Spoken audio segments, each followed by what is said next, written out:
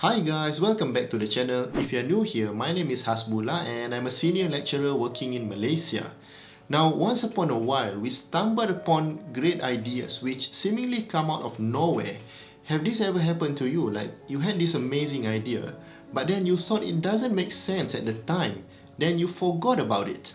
But years later, someone else actually built it and making money out of it. And the next thing you know, you are kicking yourselves in the head. This has happened to me a few times. So because of that, I decided to analyze why is it so difficult to materialize ideas into real world. It turns out that most of the time, whenever I had the idea, something else always comes up, so I simply forgot that I had the idea in the first place. Sometimes, even though I like to start working on an idea, I just did not know where to start.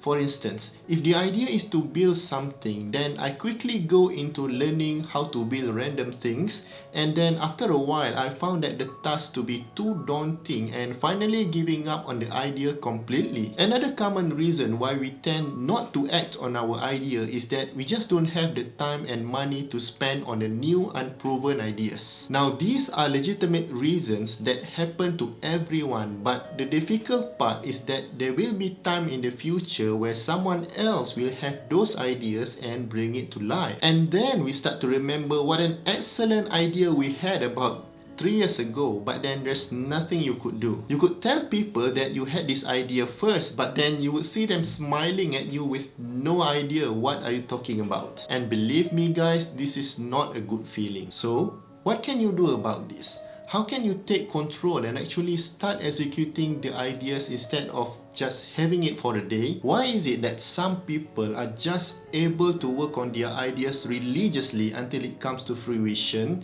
and some of us just let the ideas slip by due to our daily busyness? For me, I have been following a few tips and tricks that allows me to work on any idea that I have, at least to a point where I can decide whether I want to continue or not. So at the end of the day, I won't feel any regret should someone else comes across similar ideas that I had abandoned. At that point, I know exactly whether or not to push the idea further or simply stop working on it. These tips have been really transformative in such a way that I can live my life without feeling like I've left something behind.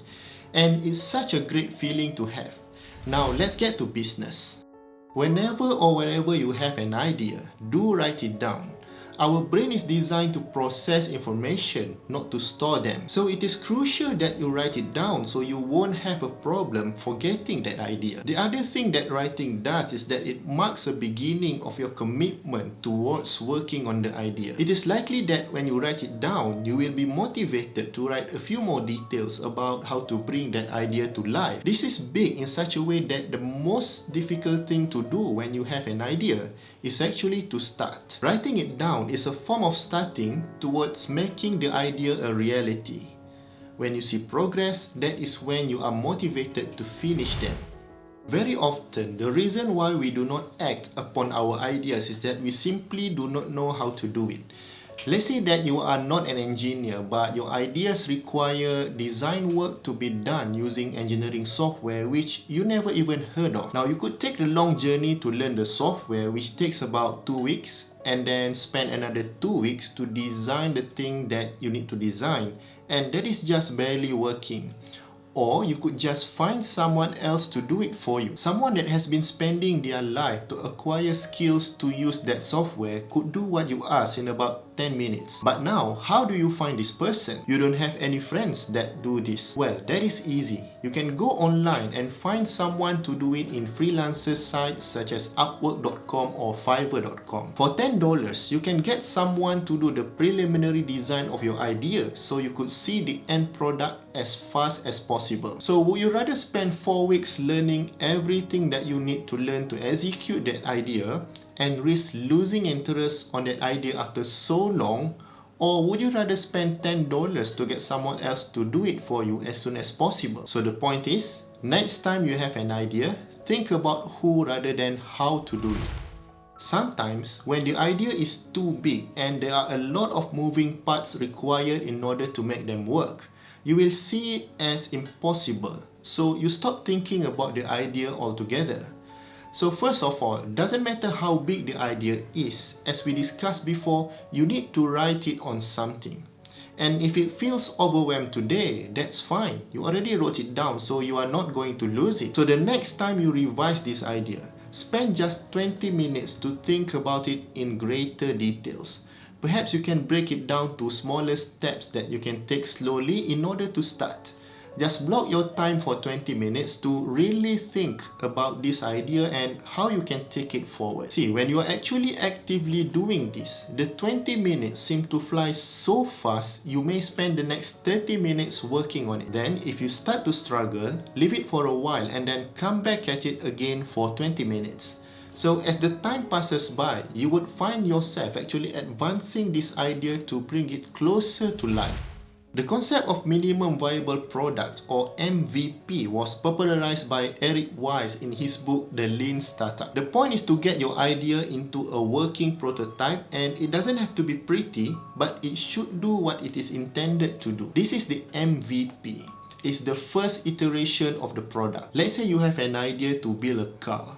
Now, a car should have a few elements that make it a car. For example, it's got to have an engine, a set of wheel and a steering. Now, having a perfect engine is not MVP, but if you have a barely workable engine together with a set of wheels and a steering, now you have an MVP. As long as the car starts and drives, it's fine. You could always add more things later. So back to your ideas, keep working on them until you reach the MVP stage.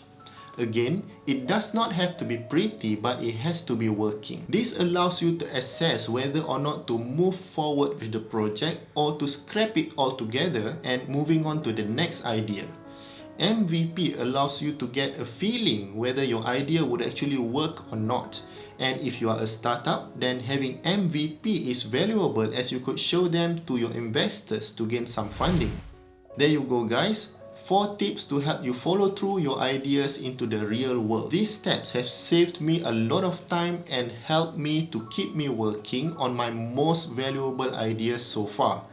They also save me from a huge dissatisfaction whenever I see someone else come up with ideas close to what I have in mind. So if you have ideas and you do not know how to proceed, do not dismiss them completely.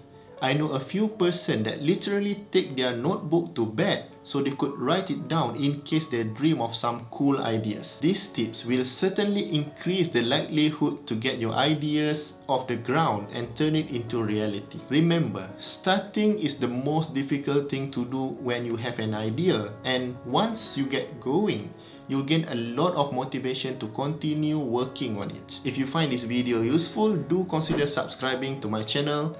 I post videos about life as an academic, engineering tutorials, and life advices like this based on my experience. Do stay safe and push as hard as you can to achieve your dreams. Talk to you soon. Bye.